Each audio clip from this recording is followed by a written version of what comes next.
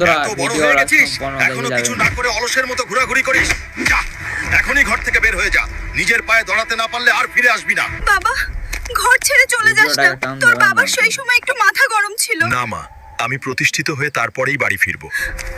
বাবা হাল্ক, আমি তোকে খুব ভালোবাসি, কিন্তু এই দুনিয়ার বাস্তবতা যে অনেক কঠিন।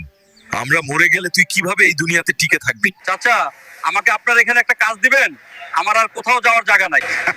ঠিক আছে ভাতিজা, আজ থেকে তুমি আমার চায়ের ভিডিওটা দোকানে শেয়ার মন করবেন, দিয়ে কাজ করবা। চ্যানেল সাবস্ক্রাইব করে দেবেন। এই নিন চা, আপনার আর কিছু লাগলে আমাকে বলুন।